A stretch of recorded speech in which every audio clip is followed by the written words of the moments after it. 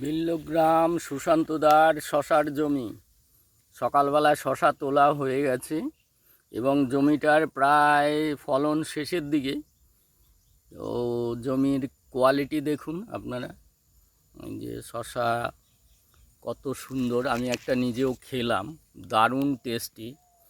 মানে অর্গানিকভাবে চাষ করার মজাই আলাদা। সবচেয়ে বড় কথা হচ্ছে যে জমিতে দেখুন কিভাবে মৌমাছি, এটা গতবারও আমরা দেখিয়েছিলাম, এবারও দেখুন জমিতে প্রচুর মৌমাছি আছে। ভঁ ভঁ আওয়াজ হচ্ছে এবং জমির ভেতরে ঢুকতে ভয়ও লাগছে যে মৌমাছি না যেন কামড়ে দেয়। তো সবাইকে বলবো অর্গানিক উপায়ে ফিরে আসুন ধীরে ধীরে। একবারে হবে না, বাট ধীরে ধীরে হবে। দেখুন শশার কোয়ালিটি, কালার, হ্যাঁ হ্যাঁ সমস্ত কিছু এই দেখুন। হ্যাঁ হ্যাঁ, জমির একদম আদ্য প্রান্ত শশার জালিতে বোঝাই।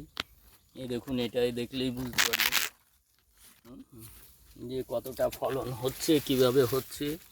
হ্যাঁ হ্যাঁ, এবং শশার যে কালার দেখুন, সাইজ এবং কালার দুর্দান্ত ম্যাচিং করেছে।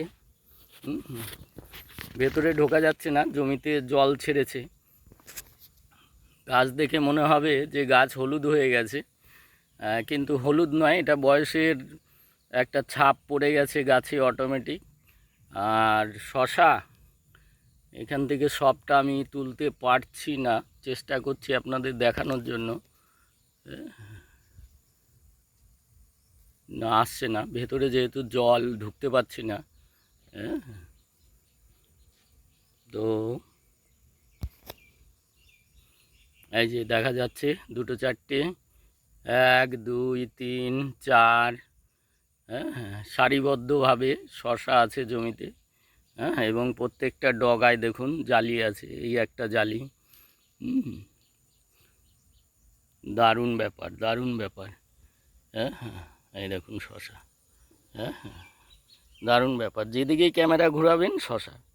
হ্যাঁ, এগুলো সব কালকেই তোলা যাবে, এরকম একটা ব্যাপার। এবার গাছের ওপরটা দেখাচ্ছি আপনাদের। দেখুন ওপরটা পুরো 2 বিঘা আছে এখানে। তো থ্যাংক ইউ, সবাইকে বলবো যে সবাই পরামর্শ নিন। যারা যারা শশার চাষ করছেন আশা করি বেটার রেজাল্ট পাবে, কারণ এই মাঠে সবাই করছে, সবাই পাচ্ছে। আপনারাও এগিয়ে আসুন। Thank you.